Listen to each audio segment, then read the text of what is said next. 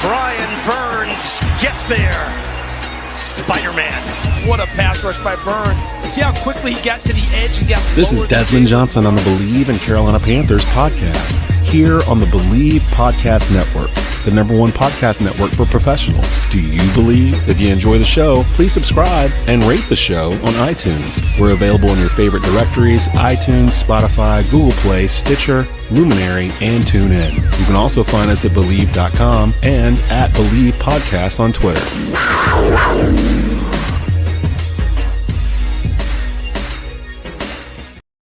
Sorry for the technical difficulties there at the very beginning. Welcome to the Bleav and Panthers podcast here on Bleav Podcast Networks. I'm your host, Desmond Johnson, joined by Sports Illustrated beat writer Schuyler, Callihan, and the Panthers' all-time leading rusher, Jonathan Stewart. It is the end of Wildcard weekend, getting into the divisional round. We'll give you our thoughts on what we saw on a wild Wildcard weekend, some surprises from a couple of teams, and we give you our picks going forward for the divisional round on. We'll give the Bleav and Panther picks kind of like what we do in the preseason, where we go through like the schedule, and Schuyler and Stu will make their picks. I'll be a tiebreaker if necessary. Hold on, Des. Yo. How about them Cowboys? We tried to tell you, Des. We tried to tell you. You wouldn't listen. You wouldn't listen. I don't know if anybody expected that though. That was an ass whooping. Like they literally by the youngest kid in the class. Like literally the youngest kid in the class is picked on the bully and just in their backyard, and just I don't know. Have you seen one of those games or been in one of those games where it's like from the very beginning, like you already know, like it's gonna be like all day, and that's what it felt like. I just don't know if you are. How do you remain a Cowboys fan right now? They're kind of like the out of like just habit or something. Like the habitual like pain and misery. Is that worse? Is that worse than what we just went through? Like, is it worse to go 12-5 and get to the playoffs and get curb stomped like that? It's worse because you have the expectations that you actually have proof of concept. Like, oh, we win games. We have a really good team. We have really good players. We have a really good chance of winning playoff games. And then you go out there the way they did, you just piss down your leg. Yep. No excuse. National TV, no excuse. And then one of the things that really struck me, though, was McCarthy. Man, look, I get it, man. It's hard to win games in the NFL, but the fact that you had to go out there and admit that we weren't ready, y'all saw that? Yeah. In quotations, in 2024, January, 15th? 16th. No, when did they lose? 2 days ago? Was that Saturday night when that happened? Saturday night? Yeah. Saturday. Yeah. So, the 14th or the 13th of January 2024, you lose to the Green Bay Packers in a embarrassing way. At home. I mean, the score was what the score was, but really and truly, Dak Prescott, he threw from them yards. He got going, but it was all garbage time by then. Yeah, the score. That score is not right. They should have like an asterisk by that score because it's really they were in garbage time after the second quarter. I stopped watching it once the Packers got to 48. I stopped watching it, and I was like, wow. And then by the time they showed the score, it was like 48-32 or something. I was like, how did the Cowboys score 2 touchdowns in like 3 minutes? Yeah, I turned it off for like 5 seconds, and I thought it was going to be like, I don't know, 65-10 or something. Yeah. Come back the fact that he said that they weren't ready. Okay, sir. Well, it's the playoffs, and that's your job. Your job is to be ready. Get them ready. And to get them ready. Something doesn't go well, such as an interception thrown by Dak Prescott. Like, I don't know what he was looking at. But there's a lot there that's just like, hey, look, things happen, but you're not going to just sit up there and blame it on the fact that you wasn't ready. Like, you Dallas Cowboys. You better take the Mike Tyson's approach. Everybody got a plan until they got hit in the mouth. Well, they you got hit in the mouth, and yeah. you just on national television, like prove that you are not capable of being ready. So I don't want to see him. He better not be having no interviews with the Panthers. Who? Mike McCarthy. Who did I see? I saw Travis T-Bone Hancock. Did he get fired yet? Not as of 10:50. I don't think so. Man, we over here talking like you fired. No, T-Bone was on Twitter like a couple of days, like right after that. He was like, the funny and ironic part about all this is going to be when Mike McCarthy's named the new head coach of the Carolina Panthers in a couple. It's like, oh, that sounds like something that could actually go down. No, I don't want that to happen. And look, I Bleav that he's proven that he can win games, but he just proved to us the other night that he said that they weren't ready. And I don't like that answer, because if that is the first thing that's coming out of your brain, that means that you really feel that you weren't ready, which means what were you doing this whole time? The pressure, the pressure, I guess, is built up. You're not ready for the pressure. You're not ready. You're not ready to lead a team to greatness. Then you can't be the head coach of the Dallas Cowboys. You got all the guys on the team that you need. Yeah, but another thing. Oh, before I even forget, I'm gonna tell you why we mad, son. Shout out to our boy Cam Newton, because he was right. He was right. All these game managers running around out here, like, he was right. Every single one he named showed up and showed out in terms of game manager-esque type activity over the weekend, including Dak Prescott. There is a difference between a game changer and a game manager. Josh Allen, that 56-yard run or whatever he had, game changers do that. Yeah, like that awkward. I thought he blew an ACL or something. That was not going down. That was a juke move. Every time I watch it, I'm just like, ooh, looks like he twisted his like MCL or something on that, because he kind of does like a little twist and then just kind of keeps running. But that was like that's a game changer.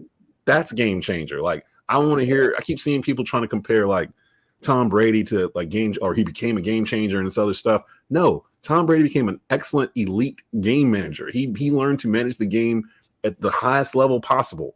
But Tom Brady can't run no 53-yard scramble for a touchdown across the whole defense. Like, that's game changer. Game changer is we need to figure out what the definition is, because Cam didn't give the full complete definition. It really should be like a guy that can physically change the game. A guy that can physically do anything on the field. Something you haven't seen before a lot of times. You're just like, what is that? Like when Pat Mahomes throws those sidearm throws or whatever. That's that's different. Like, there's so much of a difference between the two. And I get frustrated when I think people want to equate game changer to winner. So when you don't call Tom Brady a game changer, it's almost like you're insulting him. But in actuality, there's not that many game changers. Like, Cam said it best. That's why I want to give him his flowers at the beginning of the show, because he said there's only 3 or 4 in the whole league. And we watched one of them. Josh Allen go take it the distance. And Pat Mahomes. Y'all not open? All right. Yeah. And I like the fact that Pat Mahomes' wide receivers decided to start catching the football first round of the playoffs, because he was throwing darts and they were catching all of them. If they're going to catch the football, I don't know if I can bet against Kansas City, which is a weird reason to have to very, this very late. Very basic. They can catch it, then. Hey, can you catch the ball? If you catch it, we'll win. Like, frequently, like, can you continue to catch the ball during the game? Hey, I'm gonna pick you. So, so is Dallas the biggest surprise for you guys from Wild Card weekend? Because I don't think anybody was surprised by the Philly thing, all the drama that's going on there, and I don't know. I mean, I'll put it this way: I'm not surprised the Cowboys laid an egg, because we've seen that a million times. I'm more surprised the way that Jordan Love has come along. Oh man, this dude is looking like a freaking bona fide stud right now. Listen to me, how bona fide stud, elite, dog. X factor, game changer. Game changer. He has all the intangibles you want as far as a quarterback goes, and just a guy on your team that's just gonna get it done. Bro, that drive, was it before the half? Mm-hmm. Yeah. It just went down like he went up there, hushed the defense, pointed who Mike was, it looked like, backed up, changed the play. Oh, he changed for like 3 seconds too. Noisy, all the things going on for a guy. He was composed. I mean, unrattled. But let's talk about their receivers right quick. Dobbs. Dobbs.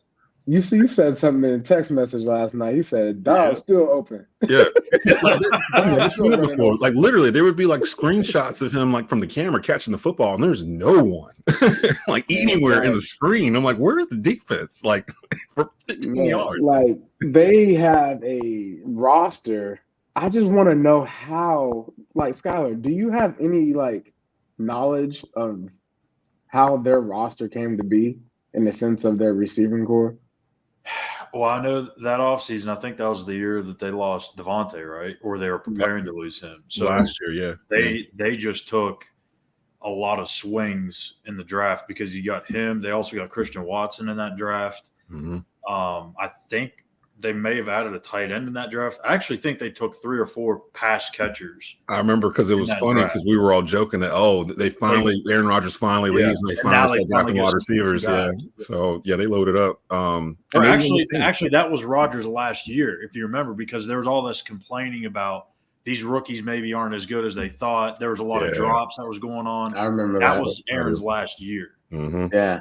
And then as soon as he leaves, they blossom, of course. But well, whatever's happening there, it's working because, I mean, I was expecting Jaden Reed to be the guy, during that game, and then Romeo Dobbs is like the offensive coordinator was like, "All right, Reed, you're gonna take a seat. You're gonna have to take a seat this game, fella, because what they gonna do is they gonna think that, they gonna have to roll over to you, and we just gonna make sure."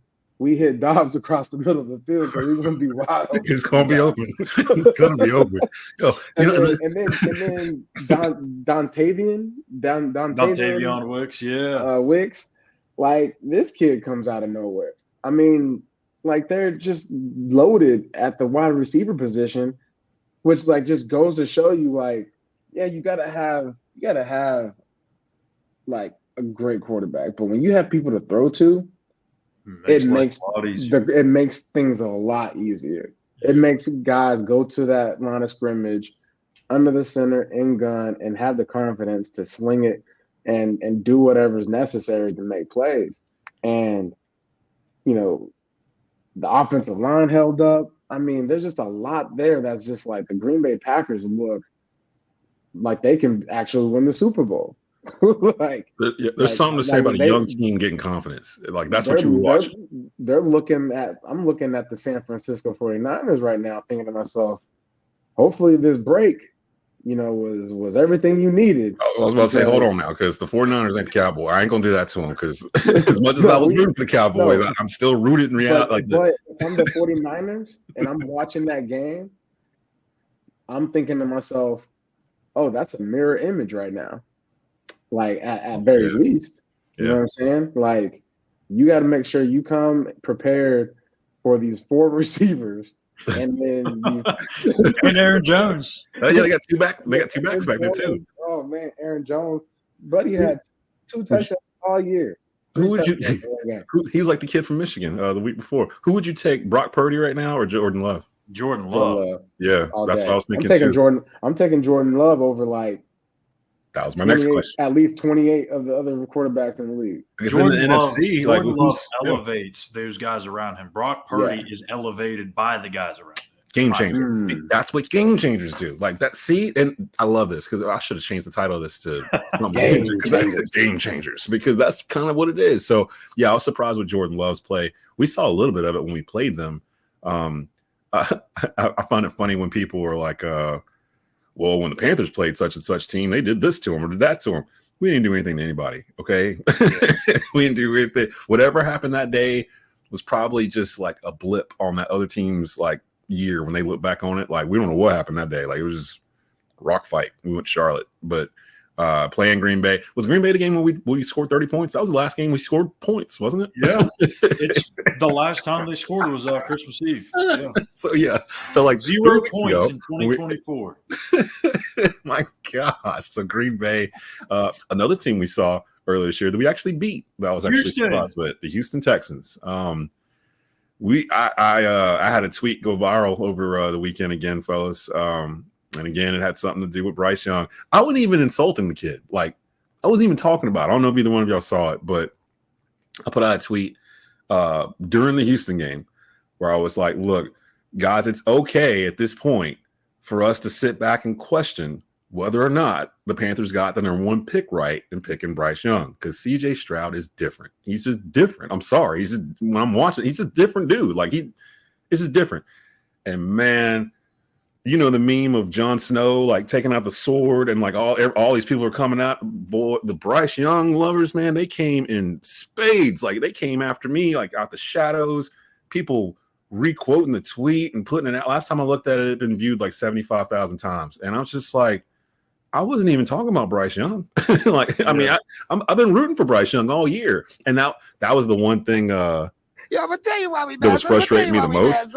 People would get on and be like, well, we can see clearly here who hasn't watched Panther football or any kind of tape on the Panthers this year. And I'm like, are you kidding me? Like, are you serious right now? Like, I literally had to watch through fourth quarters where I know nobody else is with me.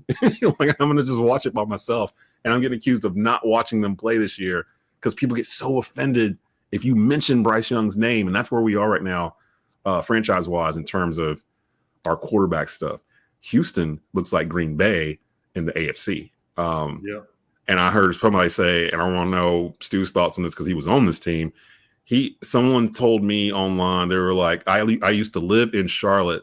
The vibes in Houston right now remind me of 2015 Charlotte, where the whole city is just like a buzz about the Texans and what they're doing. What was it like in Charlotte? Like, I came to a game early that year. I think it was the Texans game, actually. It was like week 3 or 4. And it was hot. I remember that.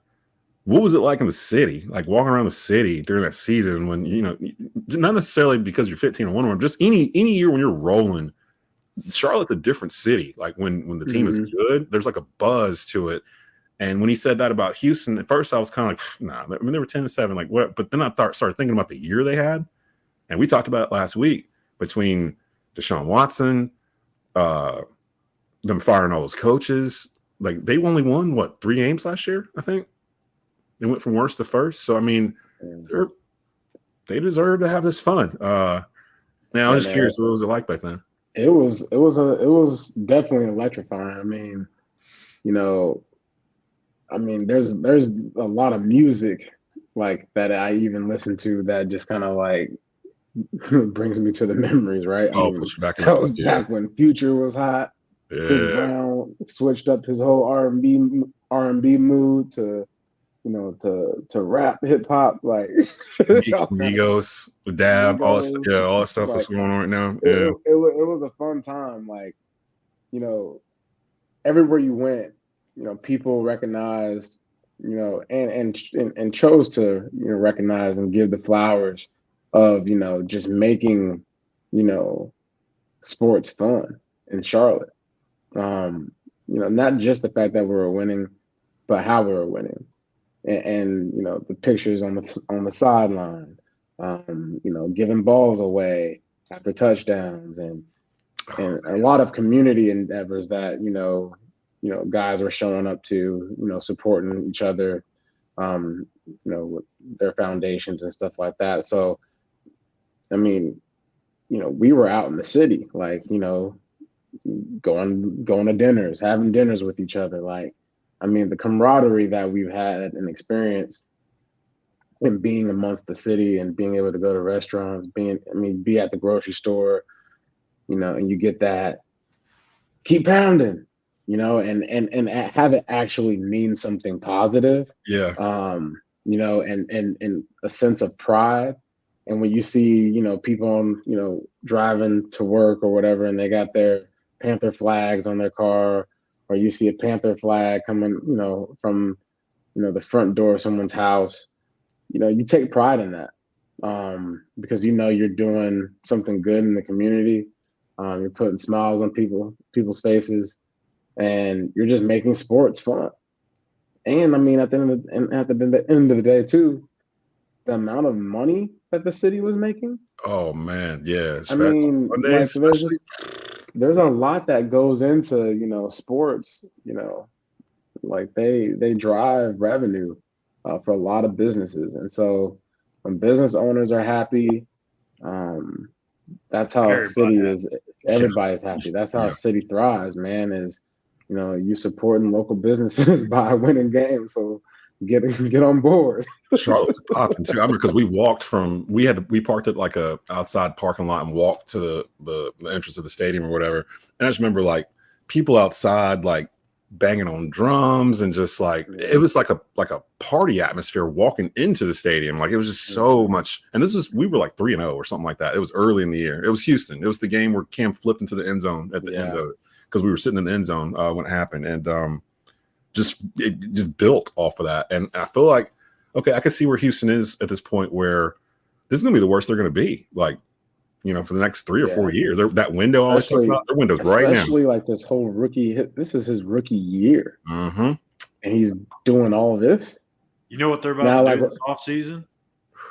Throw some money around, baby. You imagine somebody like T. Higgins lands down there? You got 3 years of C.J. Stroud on a bargain deal. Oh, my God. And look at their division, too. Like, we don't know exactly what Anthony Richardson's going to be yet because he got hurt so early. And Tennessee, they just fired Mike Vrabel. Like if I'm a free agent guy, I'm hoping they choose me. You know what I'm saying? Can I play with you? Can I come over? Hey, I heard they got that new Xbox. Y'all got a new Xbox? Yo, that CJ Stroud edition. I saw Bobby Slowick's name start to creep higher on the list of Panther fans in terms of ahead of Ben Johnson in terms of what they like. Basically, it's all recency bias in terms of who went last. Dan Quinn. No one wants Dan Quinn. I don't want Dan Quinn. But he's still considered the best DC or one of the best DCs in the NFL. But, I don't want him. It's funny too. Dan Quinn one of the other ones put up how many points they put up yesterday? Who? Green Bay. 48. 48. Yeah, that's ease. a Dan Quinn defense right there, ain't it? They felt like they let off the gas. Like we got to talk about this. Let's talk about this. Dan Quinn, right? When he coached for the Atlanta Falcons, he was the one that gave up that big lead, right? I wasn't going to say anything, but it was him. In the Super Bowl, right? It was him. And how funny is it that Bill Belichick could be their next head coach? In that interview, who do you think brought that up first in that interview yesterday? The Falcons folks or Belichick? Like just sitting there, y'all want to talk about it or you want me to talk about it? I want 28.3 y'all want me to come here, but let's talk about this. We're not going to have a 27-3 lead blown ever again. That was watching that Green Bay. That was like he spotted them points or something, and then just let them just start doing what they were going to do. Because I wasn't sold on Dan Quinn all year because of that 28-3 thing. I remember watching that Super Bowl just like in awe. Like as soon as the first time they scored, I was like, they're about to come back and win this football game. Literally, like it's about to go down, and they did. And Dan Quinn has been in my head ever since in terms of. I don't think we should. If you're gonna hire a DC, I'd rather have Kajiro. Vrabel. Yeah. Vrabel. And I thought Vrabel would go to New England, but shout out to you talking about as a head coach? Yeah. I like Vrabel as a head coach. Shout out to Rod Mayo, who's now the new head coach of the New England Patriots. And I like how they did it. I like how the Patriots did that, where they had it in the succession plan or whatever, that the league office, they have to submit it to the league office because people were asking, well, how come they don't have to interview coaches or whatever? If they already knew the succession plan and they submitted it to the office with the NFL already knew what they were going to do. So once it started going down, there too, outside linebackers coach Tem Lakabu is interviewing for their DC job. So good thing for him. Obviously, when you got a coaching change, you're probably going to be on your way out anyways. So if he can go out and get a DC job, that's pretty damn good. Man, I wonder if Caleb Williams that sounds like Drake May would be in New England with like the third pick because I think they have the pick. He ain't going to be there. That's the thing. They're going to have to move up. Yeah, because Caleb Williams on one. You're talking Jaden Daniels potentially. If you're Chicago, because I've been hearing Atlanta might trade with Chicago. So Atlanta would have like Chicago would have like the eighth pick this year. Would Marvin Harrison Jr. still be there at 8? I don't know. Nah. Talk about Brian Poles though. Like he legit fleeced the Panthers and has an opportunity to do the same exact thing to somebody else this year. I was like, the NFC South. Like, if it's Atlanta, like he's just fleecing the NFC South. Like that's why we are what we are. He has the chance to load up so many high draft picks because he got the number 1 pick twice.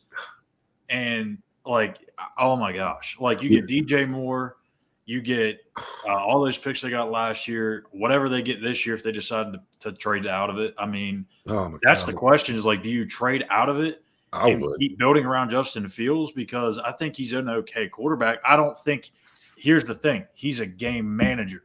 Yeah. To me. He hasn't that's shown okay. to me. That's okay. That's okay. Is he a good one? Like, is he right. Does he have the potential to be an elite game manager? That's the question. Because the potential piece is he has potential. Right. Would you take him over Caleb Williams or Drake May or Jaden Daniels? Because those are the 3 coming out this year, right? Like, I think I'd stick with Justin Fields. I'd take him over Jaden Daniels. I don't know about the other 2. I don't know. Something about Caleb Williams. I don't know if I would take him number 1 overall. I'm skeptical. I'm not really full. I'm not fully on board with Caleb yet either.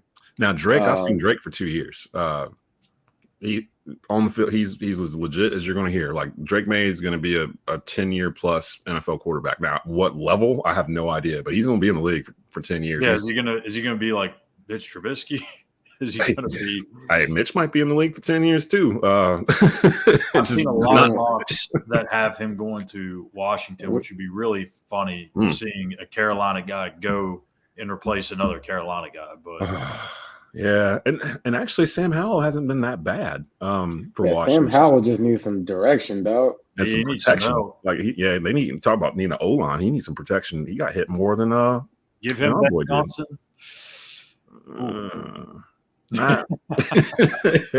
So that question, I don't think Chicago's going to hold on to that pick. I think they're going to trade it down. If they stay in the top 5, I would stay in the top 5. Get Marvin Harrison Jr. Pair him with DJ Moore. Go. You got DJ Moore on one side, Marvin Harrison on the other side, Justin Fields at quarterback, and you've got all these other picks to fill in your defense and everything else. And a division, well, I was going to say the division's kind of going down, but we just talked about Green Bay. So that division's on the up. And Minnesota's going to be back next year with Kirk. I'm telling you now. Yeah, I think so. I've been high on them. They're going to make some moves. As long as he's healthy, they're going to be in the mix too. Before we get to the divisional round of the playoffs and these guys' picks for it, and we'll keep some sort of record to see if we know what we're talking about or not as we go through the rest of the playoffs, like we did we didn't check our preseason stuff to see if we were completely wrong. We were right. No, we were right. We were 100%. 100. Yeah, 100. We didn't miss a damn thing. Any news on the Panthers GM search, Schuyler? You can actually check Schuyler's work over at All SI for the All Panthers site there, where his work is, and he's got daily stuff on the Panthers general manager candidates. It looks like they are going to hire a GM before they hire. That'd be the ideal way. Yeah, and I think they were up to like 18 candidates, or maybe more than that at this point. What are you hearing in the building, Schuyler, in terms of where they're leaning? I keep seeing that they actually really like Dan Morgan, and I don't know how I feel about that because he was already here. So, but I love Dan Morgan. So, what are you hearing?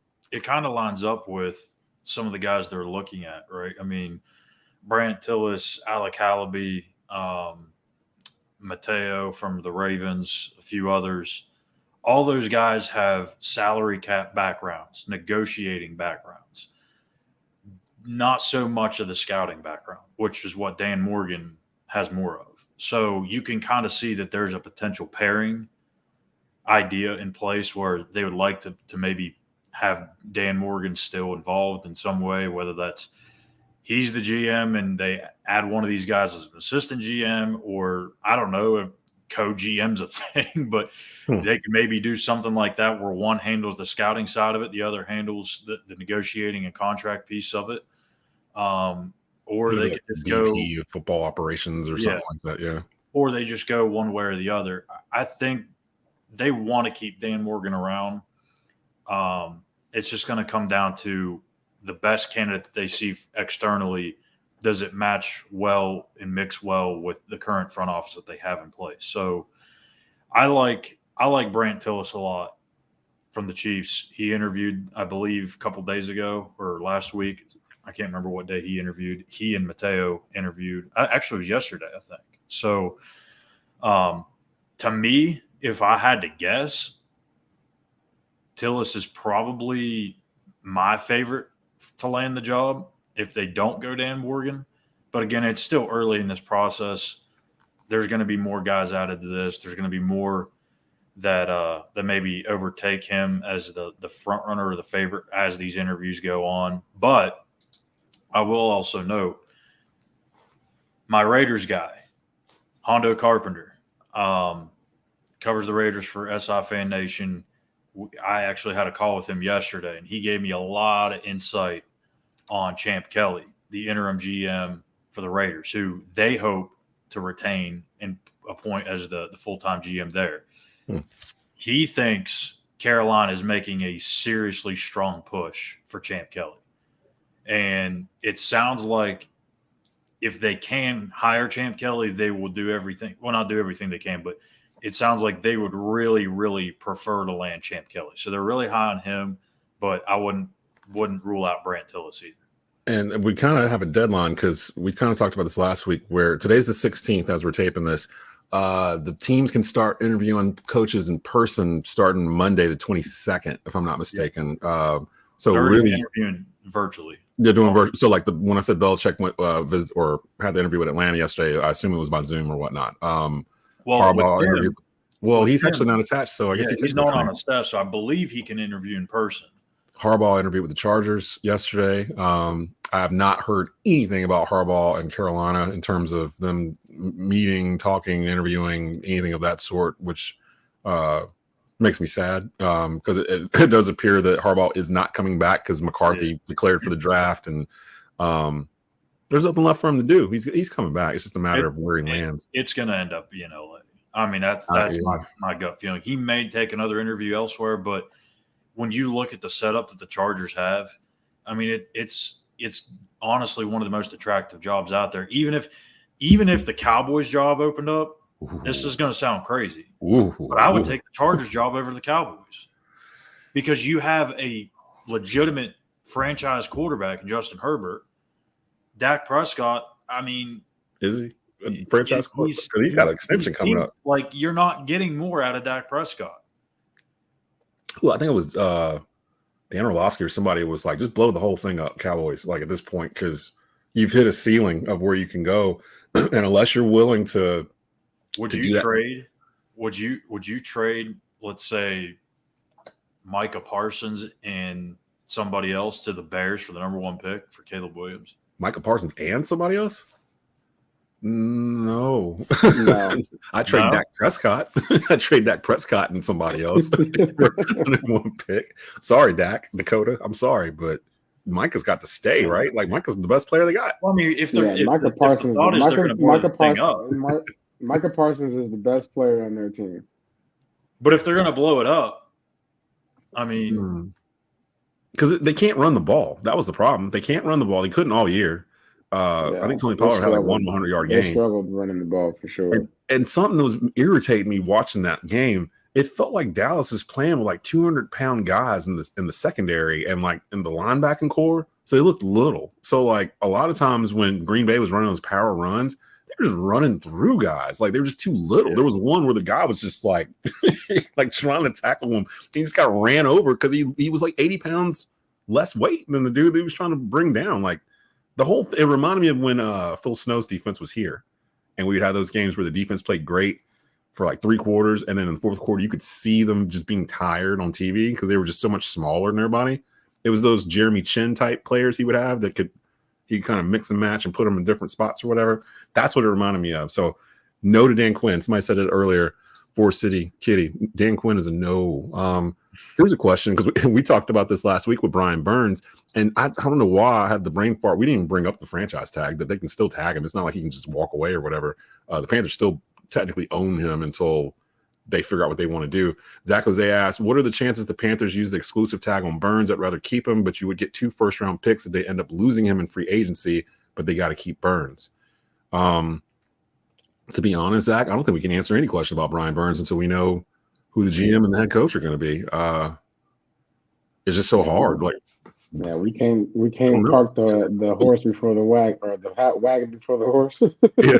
Burns said it too in his exit interview. He's like, I want to be here, but they got stuff to figure out, and I'm not exactly top priority. And the Panthers, if they want to keep him around, you have to find out a deal, because franchise tagging is such a pain in the you-know-what, because it provides uncertainty still. You don't have the long-term future locked up. But more importantly, you're paying a really expensive contract for 1 year, because you're not just paying, like, if you give him, let's just make things easy. I'm not saying this is his worth or value or anything. So you give him $100 million deal for 5 years. I'm gonna try to see what it is for. That's going to average out. You can average that out throughout how many years. If you pay him 1 year on a franchise tag, you're paying overvalue in most cases. It says the projected franchise tag for defensive ends for 2023 was $19,727,000. Well, what's outside linebacker? Since he switched. Oh yeah, I guess he did. Yeah, hold on, let me see. I guess it depends on, and I think they can go and kind of fight this if there's any type of like disagreement about where he played. Linebackers more, 20 million, 20.9. Shade between outside or inside, just linebacker. So he probably would want to go in as a linebacker at this point, since they. So Schuyler, would you say that the first thing that a GM that comes in, the first thing that they're going to have to address is Brian Burns? Yeah, absolutely. Because I mean, you have to figure out what that contract's going to look like, because you want to be able to go into free agency and spend some money on some receivers, some offensive linemen. You don't want to go and play this thing into the deep parts of the spring or summer, not have anything figured out with Burns, and then you're handicapped because you don't know what to do. You only have so much money to spend. So I think you've got to figure that thing first and foremost, before you find out anything else. I say Derek Brown. It should be 1A, 1B. I would try to get Derek Brown extended right now. I think. Well, the good thing with Brown is, like, he still has another year. So you have plenty of time to figure that out. Burns, you got to figure that out. You can figure that out like down the road, and you can figure that out mid-season next year if you want. Now Luvu's unrestricted free agent, if I'm not mistaken, right? So he can just go wherever with no compensation to us. So I would definitely have Luvu up there in terms of, because that's going to be the selling point for the head coach coming in. I would think is the pieces on defense. That's all we got. That's all we got is the people on defense. So I would think that whoever comes in is coming in with the idea of, okay, I know I've got this on defense. I've got a dude that's turned into like Aaron Donald 2.0 on my defensive line and Derek Brown that I can build around. I've got an all-pro DE in Burns. I've got a linebacker in Luvu. I've got a top 10 pick in JC Horn in the second. Like, I've got things at all three levels I can work with on the defense. The offense is something else. We'll get to that in a minute, but the defense, I can work with this. So it just depends on who comes in and who takes it, and that's why I want a defensive-minded coach, because they'll recognize that stuff before offensive-minded coach will, I think, and kind of go from there. Let's get into the divisional round here, and I'll pull up the playoff bracket for us to share, for us to see, make sure everybody can. Yeah, okay. So, and we'll go do our pick'ems. And if you're new to Bleav in Panthers, usually preseason, what we do, we'll go to the Panthers schedule. And naively, we go through each game and try to pick what's going to happen 3 months later. It never happens the way we think it's going to happen. Lord knows this season did not happen the way we predicted. What did we pick? 10 wins? 10 for who? For Carolina. I think I said 7, 6 or 7. Yeah, you were low. You were low. Me and Stu were high. We were I think Stu said like 17-0, 16-1. Yeah, we were dead wrong regardless. Yeah, we were dead wrong. We were dead wrong. Who did we have in the Super Bowl? Because it was some weird thing. Did we actually have Baltimore going far? I think we had. I remember Seattle distinctly. We had them going far for some reason. I don't remember, because we did it a couple times and Seattle kept popping up. I don't remember why. We were high on Geno Smith. On the AFC side, I think we couldn't get past Kansas City. I think we had Kansas City, Philly. I think we had a rematch. That sounds familiar. Yeah, that ain't odd, man. No, no, I don't think I want to see that. Let's start off actually on the AFC side. Yep. The 5 seed Cleveland. Oh wait, no, that's not right. No, the 4 seed Houston. Out. Yeah, the 4 seed Houston taking on the 1 seed Lamar Jackson and the Baltimore Ravens in Baltimore. Is there any chance CJ Stroud can beat this Ravens team and advance to the AFC Championship? Yeah. Yes. Yeah, actually, yeah. I say it out loud because Lamar's only won like one playoff game. Yeah. See, Lamar's in the same boat as Dak to me in terms of postseason stuff. Like, he's got to win some playoff games. I wouldn't say the same boat. He got to win some. Man, Dak's 2-5 in the playoffs. Well, I mean, when you get into these situations in the playoffs, I always kind of look at like each team, like how they got there and all that stuff. Baltimore obviously is the more experienced team, the more talented team. But the Texans are playing with house money right now. Like, no one expected them to be there. No one expected them to win their first game. They dangerous, man. All the pressure's on Baltimore. It's okay, it's time for Lamar to make a run here. And I don't know. I think teams like Houston are dangerous because, again, no one expected him to be there. Did you see him on the Pat McAfee show? I think it was like last week when someone was like, you got no chance. He's like, no, we ain't got no chance against Baltimore. All right. So, he's playing with a chip on his shoulder, and I think that whole team kind of embodies that. They're loose. But this is the best Baltimore team Lamar Jackson's had, I think, since he's been in Baltimore. Like, I think this is their best shot. And it opens up where they shouldn't have to leave Baltimore. Well, they wouldn't have to leave Baltimore if they just win through. I'll let y'all pick. Stu, who you got? Houston, Baltimore. Man, it's kind of tough. It's tough because I like both quarterbacks, and I love Lamar Jackson. But I'm gonna have to go with the Texans, just because I think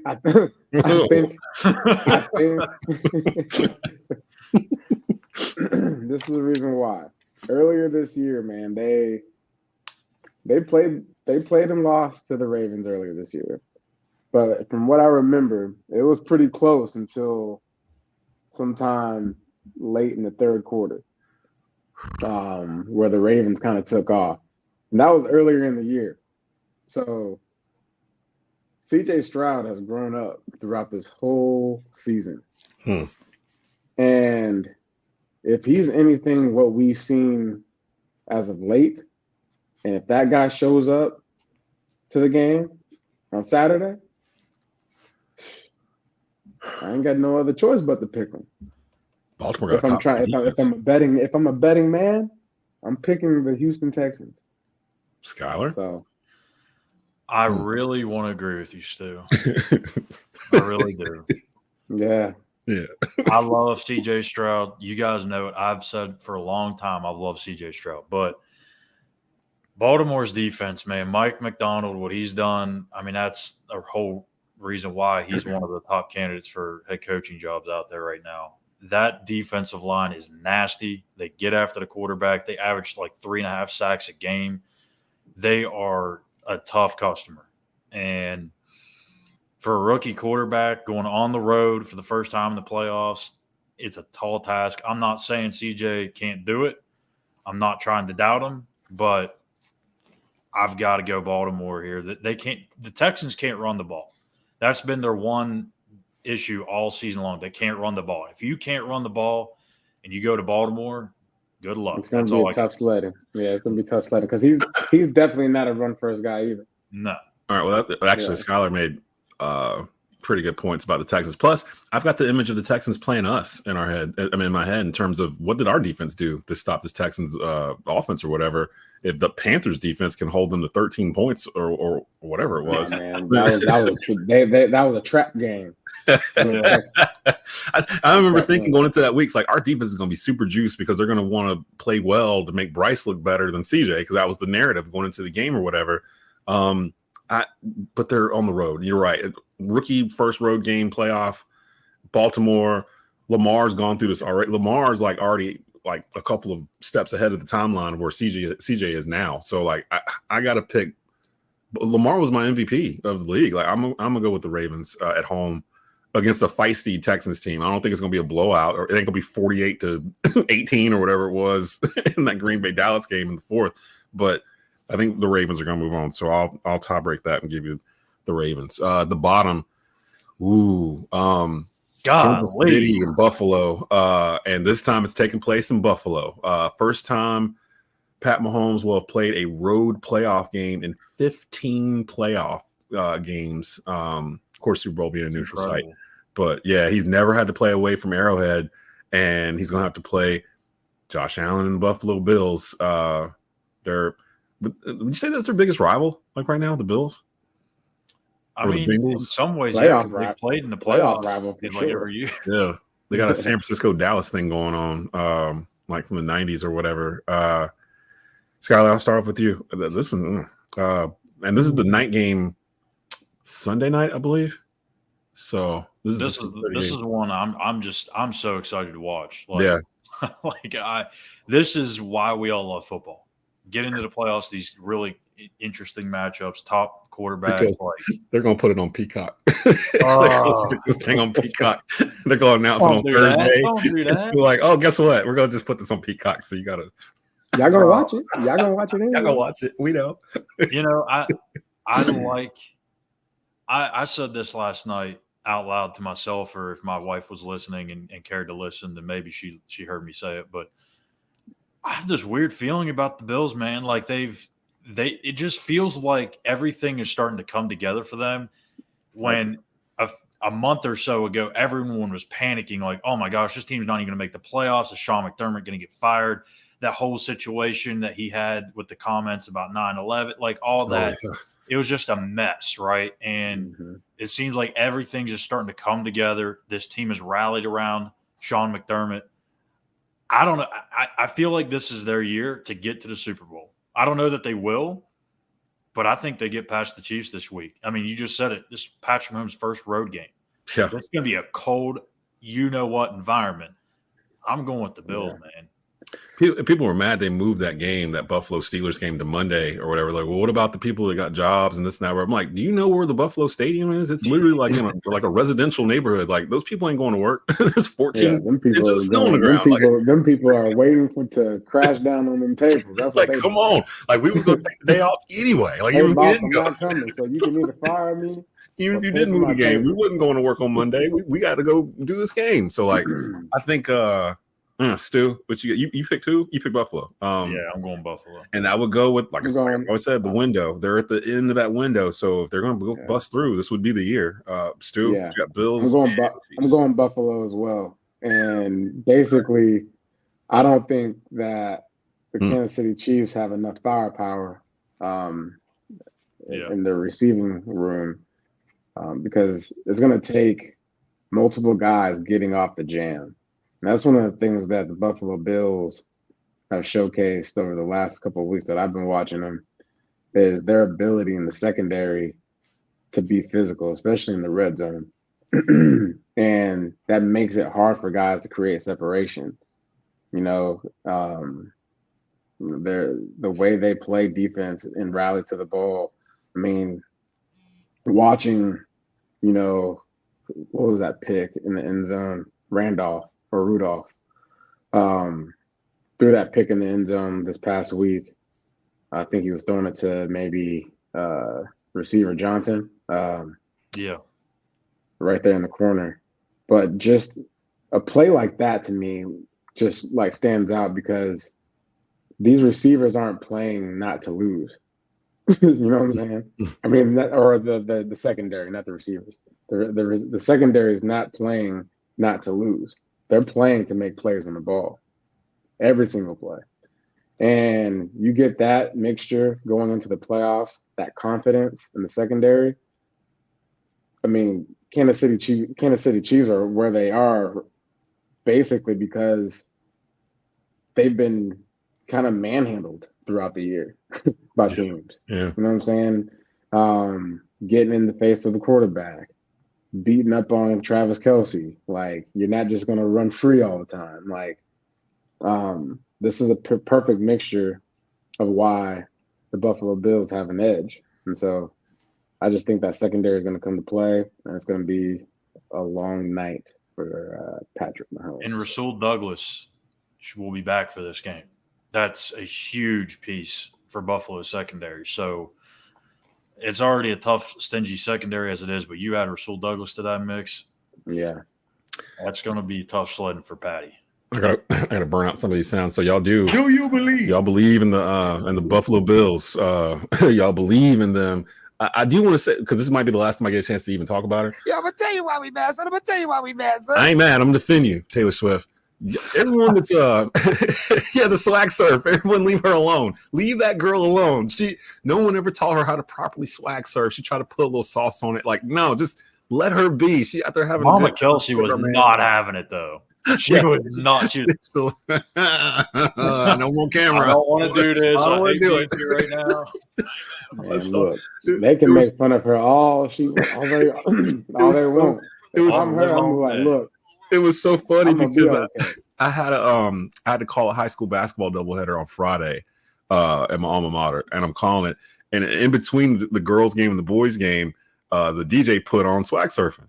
So the student section for my alma mater, bless their hearts, they tried to like coordinate and get it together. You know how like when it's not together and like one row is doing something and the other row is doing something else. Like there's always a dude over here in the corner. Wave, where the wave just turns into like a dang. They literally, I had to get off the mic, put my headset down, walk over to him, like, look, before the season is over, I'm going to teach y'all how to swag surf because that was disgusting. I don't know what that was. That was all over the place, but we're gonna figure this out together.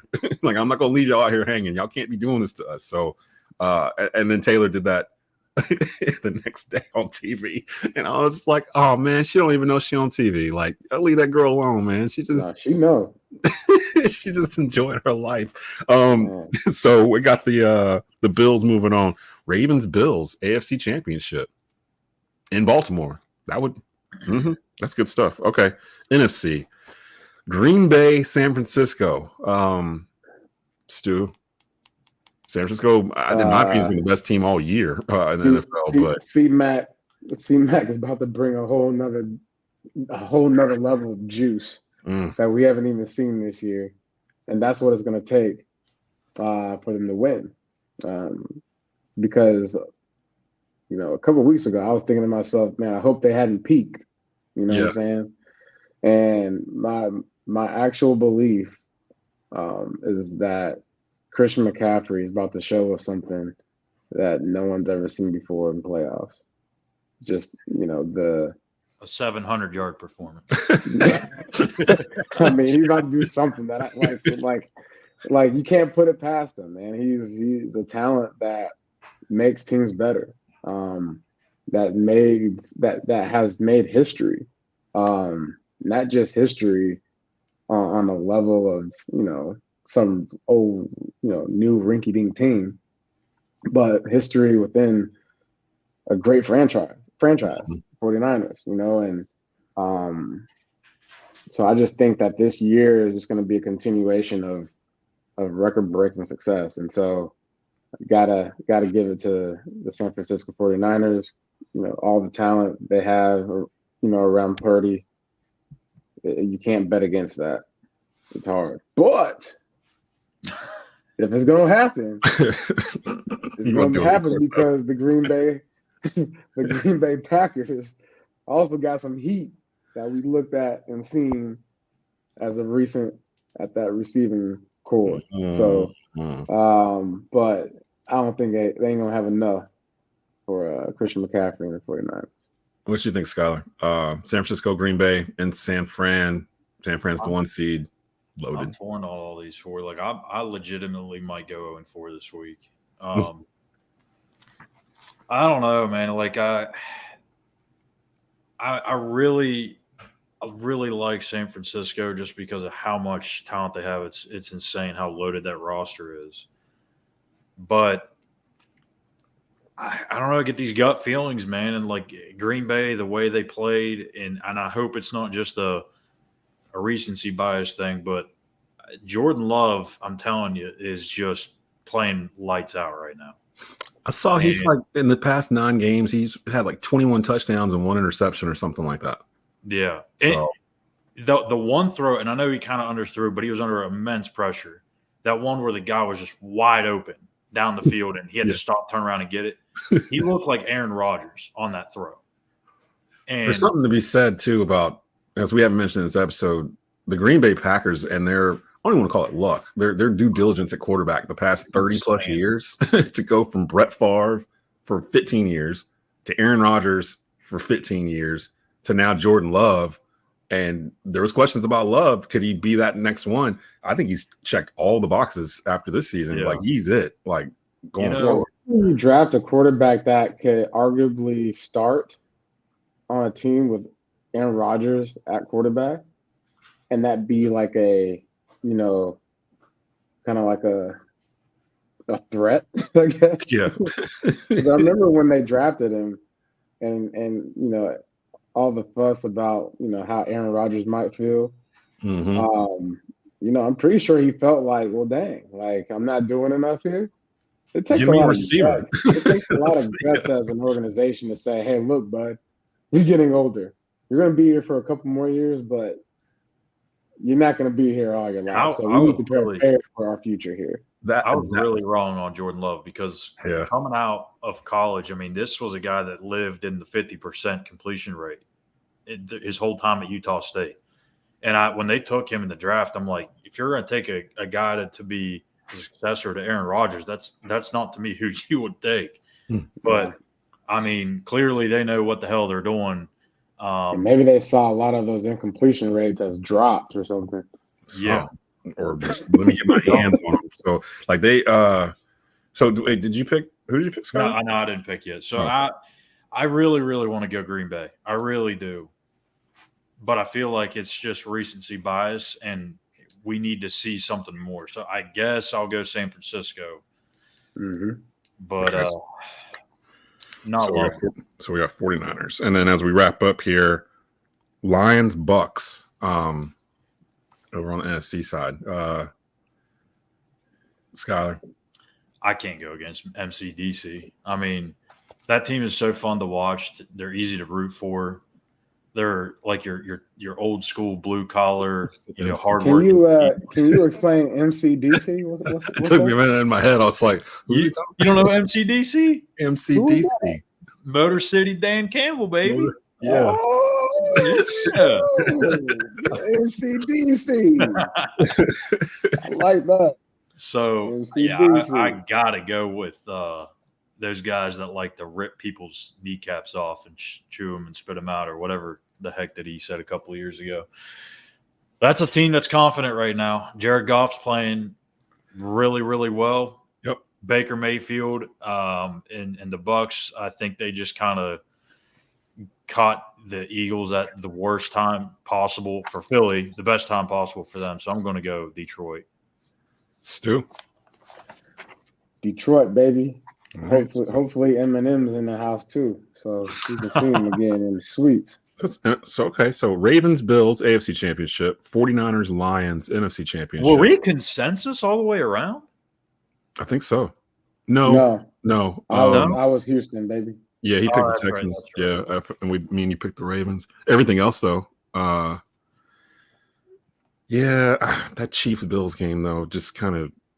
I can't wait for that one. Yeah, it's in Buffalo. I can't wait either. Yeah, so we got some good matchups, man. Like, it's always weird every year, like, because this wasn't the grouping of playoff teams that we thought we were going to have in terms of like in the divisional round. But there's some good matchups here. Like, division weekend's probably the best weekend in sports, other than March Madness opening round, first and second round. The upsets and everything, but this weekend coming up, the games we're going to have on Saturday and Sunday, all of them are good in my opinion. Even the Bucks Lions game looks pretty interesting now after what we just saw what the Bucks did last night. So 2 wins away from the Super Bowl. 2 wins away from a Super Bowl. So can you imagine if Baker Mayfield is a Super Bowl champion when all this is over? If he's the Super Bowl MVP, or if the San Francisco 49ers hand out rings to like 5 former Panthers. You really want to make it worse? Tampa and Houston in the Super Bowl. CJ Stroud versus Baker Mayfield. Jeez, it's ridiculous. And then Buffalo is Carolina North. We call them Carolina North. We've been calling that for years. Buffalo's still in this. Yeah. It's just crazy looking around the teams that are still playing that have been affected by either moves we've made or players we've sent off or whatever the past 5 years that are active right now. I also do want to apologize to Jordan Love because I Bleav at some point last offseason we were talking about different trade options and quarterback scenarios for the Panthers, and I think we referenced Jordan, and I was like, that guy has no trade value. Like, I remember why? that. Why would you trade for Jordan Love if your job is on the line? If you're Scott Fitter, why would you do that? Jordan Love watched that My episode. apologies to Jordan. You can't know everything, Schuyler. Jordan Love watched that episode and like taped a picture of you in his locker. I was like, that guy, Schuyler man, I'm gonna get him. I'm gonna prove him wrong. Get him. Shame on me. I tell you what, though, it would say a lot for Green Bay Packers if Jordan Love wins. And if they beat the 49ers, man. Oh, man. There's That's be a lot of talk about what Aaron Rodgers hasn't been able to do as of late. Ooh, that narrative start, yeah. Because isn't that like they've lost to the 49ers, I feel like. That's every kind of chance the storm. they had. Yep. And I know a lot of Packer fans I know a lot of Packer fans I'm friends with that are not Aaron Rodgers fans, and they bring that up constantly. Well, he couldn't beat the 49ers. Like, he couldn't do this. And I'm like, dang, he's back-to-back MVP. Aaron Rodgers, he plays for you. Aaron Rodgers. Yeah, we couldn't beat the 49ers, so what good is that? I'm like, wow. Wow. I just remembered I was supposed to read this 2 minutes into the show. We're ending it now. I'm gonna read the read for for Bet Online. Where the game ends. Yeah. with the NFL playoffs right around the corner and NBA season in full swing, Bet Online has you covered with all the up to the second odds, news, and scores. With the additional odds, lines, trends, and info on both desktop and mobile, you can access the world's best wagering information anytime. Head there anytime to get into the action and see all the updated odds. Remember to use the promo code Bleav, BLEAV, to receive your 50% welcome bonus on your first deposit. Bet Online, where the game starts. And that'll be where we end today's episode of Bleav in Carolina Panthers. I've got this written down, so we'll check next week and see how correct we are. Hopefully we'll have a general manager in place by the time we come back next week, I would think, because it'll be the day after they can start interviewing coaches in person. So we should have a lot to discuss by then. And we'll start previewing the conference championship games as well. So for Jonathan Stewart, Schuyler Callihan, this is Desmond Johnson. You've been watching and listening to the Bleav in Carolina Panthers podcast on Bleav Podcast Networks, presented by Bet Online. Keep at it.